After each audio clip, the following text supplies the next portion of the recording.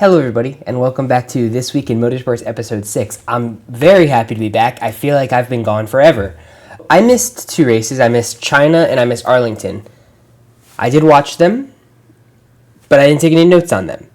That being said, I don't usually take notes anyway, so that shouldn't matter, but I've kind of forgotten about them. So really quick cliff notes. China, Antonelli's first win. Very exciting for him. Kind of continue the Mercedes domination that we've seen throughout the rest of the season. So not exactly a huge surprise. The Ferraris in the sprint and the real race were really racy. It was very fun to watch. That's China cliff notes, I told you, really quick. And then moving on to IndyCar, Arlington, all of the drivers loved the track. They said it's their new favorite street circuit. They just loved it. They said it was amazing. So I think that's going forward going to try to be the new standard. I mean, it's going to be hard to make every race like that because, like I said, everybody loved it. They said it was amazing. Rossi said it was the closest thing to F1 that he's been in since F1. And it would be awesome if they could continue that trajectory. Personally, I'm a bit of a skeptic. I mean, I love IndyCar, as you can tell. To me, they've always been the kind of plucky underdog of a series that just can never quite get things going their way. So, that being said, don't know if you guys remember, but a couple weeks ago, I talked about the top 5, like IndyCar top 5 guessing game. I've continued going with that. Me, my girlfriend, and all of our parents have been playing. And some good news, I have actually brought on a guest.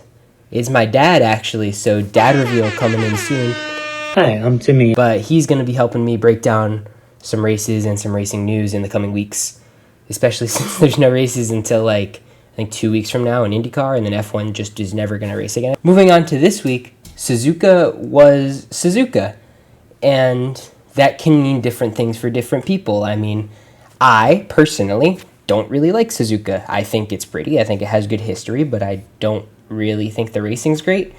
And I think a lot of fans are starting to echo that sentiment more and more. It's becoming more of a Monaco to me, where it's like, it needs to be on the schedule. I'm not saying it doesn't. Well, I would prefer Fuji, but I don't think that's an option right now. And the drivers seem to like it, but it just doesn't provide great racing. And I think the yo-yoing style, or whatever they're calling it these days, is also not helping. Starting in qualifying, Antonelli claimed his second pole, which is very impressive, especially at his age. He is younger than I am. I do not like that fact. That is not cool with me. To talk about the start of the race, here is my dad. McLaren was able to start the race with both cars, which was exciting for them. Mercedes, slow start off the line. They just seem to not be able to get that right. And they lose a bunch of spots, it seems like, at the beginning of every race this year. I think he summed it up pretty well there. The Mercedes do seem to be struggling at the starts, and I'm not really sure how that can be remedied, and if that's a driver error, or if that's an engine error. I know the Ferraris are good because they have smaller turbos so they can spool up faster. Not sure how you fix that mid-season. That seems like a big change to me, but I'm not an engineering major. I'm an accounting major, so what do I know? I know it would cost a lot, but moving on from that, the Behrman crash was a really big thing for me, and I'm going to, again, defer to my dad, see what he has to say about that.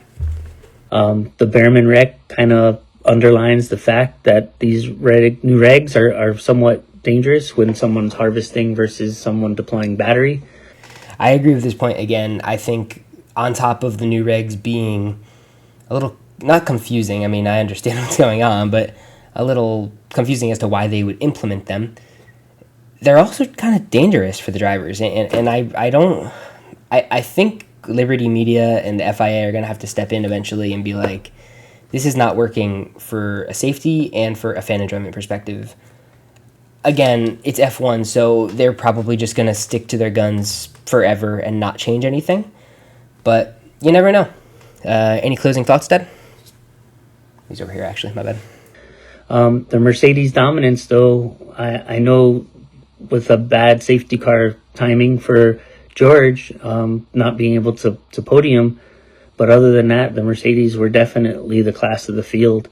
Hopefully some other teams will be able to bring some upgrades soon and kind of level the playing field there.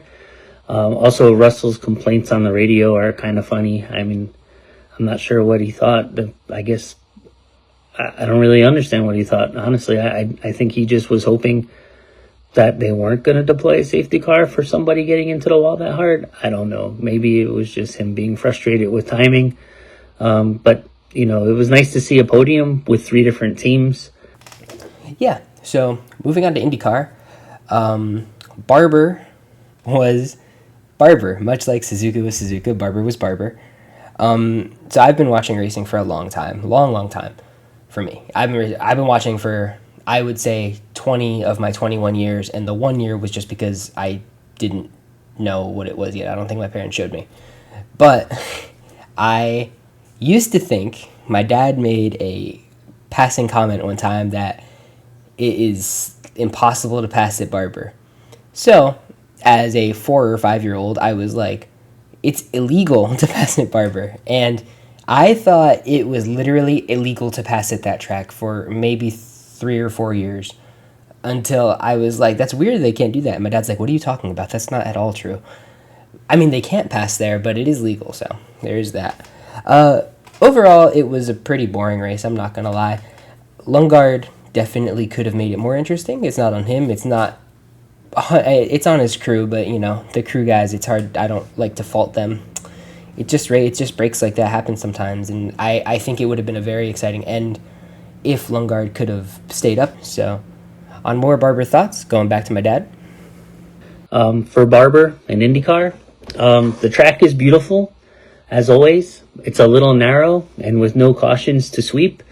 The marbles were just too much. I mean, Malukas definitely was the faster car and better driver, I think, than Rahal, and probably should have gotten the podium.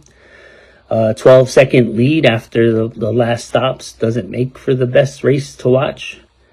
But the cars are fast and the track is pretty, so I guess that's something. It was really kind of an uneventful start and a pretty uneventful race, but Palou did look good. From green to black and red tire strategies were kind of fun, but again, without cautions to kind of break up the pit stop sequence, everything kind of just went as expected. It was fun to watch a couple of races this week, and hope to see you soon. Thank you. Summed it up pretty well again. So that's going to be it for this week. If you want to join the Top 5 Challenge, there's going to be a link in the description so you can look. And if you want to make any picks, just send them in the comments. And I will see you next week. Bye.